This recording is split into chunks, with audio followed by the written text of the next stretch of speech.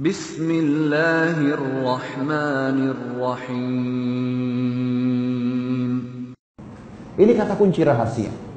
Kita tidak akan pernah takut kecuali kepada Allah. Nah, ada golongan dari jin namanya syaitan. Ingat tadi saya berikan gambaran kan? Jin ada 3 golongan, ada beriman, ada fasik, ada kafir. Jin yang beriman ini tidak akan mengganggu manusia, juga tidak akan interaksi sama manusia. Ini dijelaskan dalam surah Jin ayat 1 sampai ayat 17, ayat 18. Ada jin fasik, jin muslim tapi banyak dosanya, dan jin kafir. Jadi kalau ada orang bilang, saya pelihara jin tapi jin muslim kok. Betul, itu syaitan. Karena jin fasik sama jin kafir namanya syaitan. Ini menyesatkan manusia.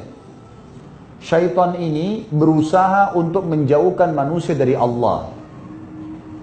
Dan syaitan masuk ke dalam manusia melalui banyak pintu.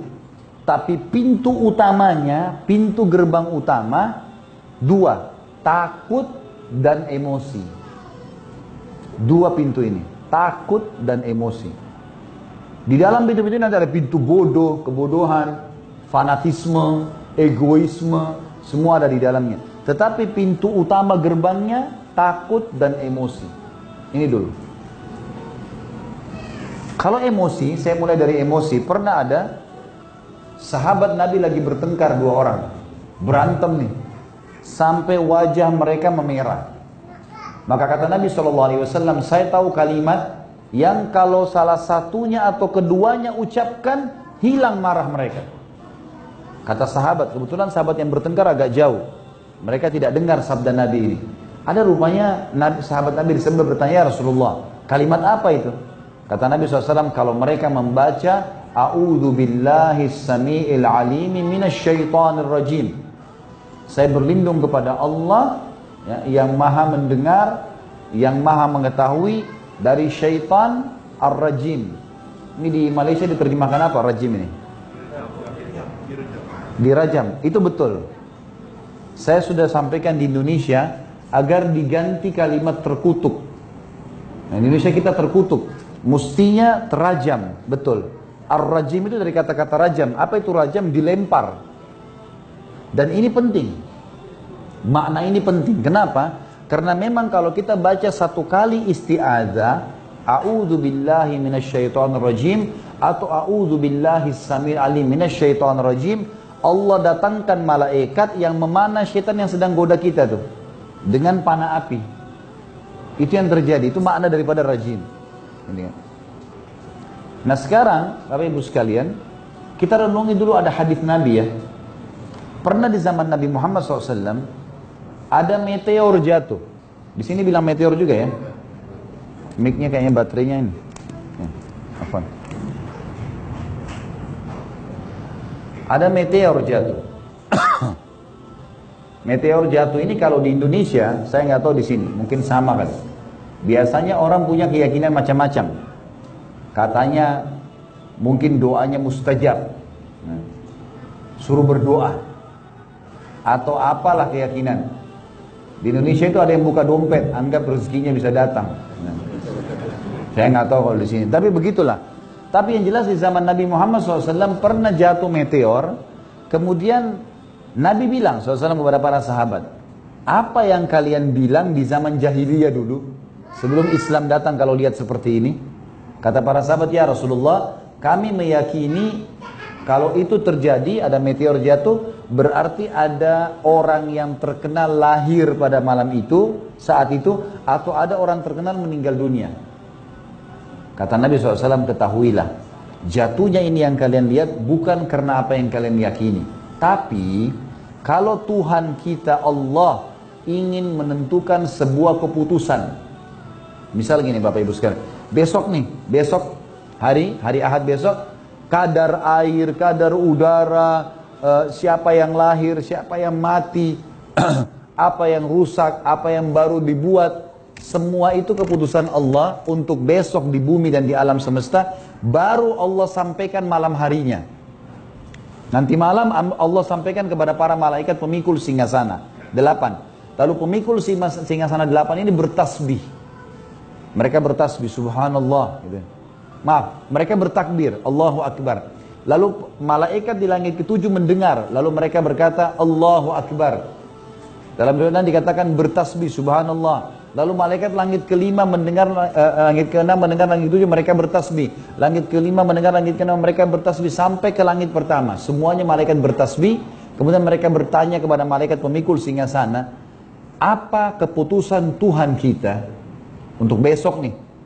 Maka disampaikanlah oleh pemikul singgasana 8. Di sini hujan, di sini mati, di sini lahir, di sini semua. Apa yang akan terjadi besok disampaikan pada saat itu. Jadi malaikat di langit pun tidak tahu besok terjadi apa kecuali nanti malam. Gak ada yang tahu gaib kecuali Allah nih. Nah kata Nabi SAW, syaitan susun-susun badannya sampai ke langit pertama. Dengan hikmah Allah. Kemudian mereka mencuri informasi dari malaikat. Dengar, ini besok hujan di mana, siapa mati, siapa begini. Lalu mereka akan temukan banyak malaikat di langit-langit itu yang memanah mereka dengan anak-anak panah berapi. Dan itu dari bintang-bintang. Serpihan meteor itu, itulah anak panah malaikat. Sisa anak panah malaikat. Makanya dalam surah Al-Mulk Allah bilang tentang bintang apa? وَجَعَلْنَاهَا رُجُومًا لِلشَّيَاطِينَ. Dan kami jadikan itu sebagai rajam bagi syaitan-syaitan yang datang mendengar, gitu kan? Baik, syaitan-syaitan yang lolos, tidak sempat terbakar, mereka pulang menemui teman-teman mereka dari dukun-dukun itu. Ini di Indonesia saya sudah suruh luruskan ya. Dukun itu kan namanya nggak baik. Di Indonesia sekarang sering dikeroyokin tuh. Tahu dikeroyok ya? Didatangin, dipukulin. Dukun itu kalau ada di tengah-tengah masyarakat, ketahuan dukun, sekarang banyak dipukul-pukul oleh orang. Karena suka nipu, ya. Suka nipu, suka bohong gitu ya. Dan memang itu alam mereka. Nah sekarang mereka ubah dukun ini, namanya di Indonesia diganti orang pintar. Nah, padahal ini orang bodoh gitu. Jadi saya bilang harus ganti Bapak Ibu sekarang orang tidak pintar. Jangan bilang orang pintar. Juga diganti nama lain, paranormal. Itu di atas normal ya. Mestinya orang tidak normal. Jangan salah nama. Karena itu terkelabuhi banyak orang, gitu kan?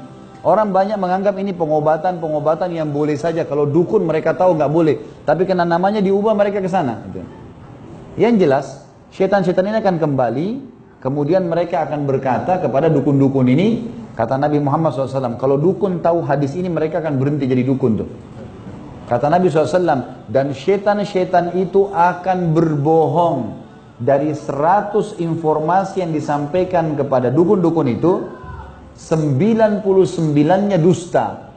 Hanya satu yang benar. Itu pun yang benar karena dia curi informasi, bukan karena dia tahu. Jadi kasuistiknya adalah meteor itu memang rajam. Kembali kepada hadis tadi teman-teman sekalian. Nabi Muhammad SAW mengatakan, saya tahu kalimat yang kalau keduanya ucapin, maka akan hilang marah dari mereka. Lalu sahabat bertanya, apa itu kalimatnya Rasulullah? Kata Nabi SAW, kalau mereka membaca, saya berlindung kepada Allah yang maha mendengar dan maha mengetahui dari syaitan yang terajam. Juga ada seorang sahabat pernah datang kepada Nabi SAW dan berkata begini, ya Rasulullah, wasiatkan saya. Saya mau hidup tenang, nggak punya musuh, tentram, mati saya masuk surga nih. Kata Nabi, jangan kau emosi. Apalagi ya Rasulullah, jangan kau emosi. Apalagi ya Rasulullah, jangan kau emosi. Karena itu membuka pintu syaitan. Orang kalau marah, buyar semua idenya. Udah nggak ada idenya, buyar semua. Kata-katanya jadi kasar, matanya jadi melotot, tangannya jadi melayang. Nggak ada manfaat emosi. سبيل الدموع سبيل مريح تنهدى يا صاحي كي تستريح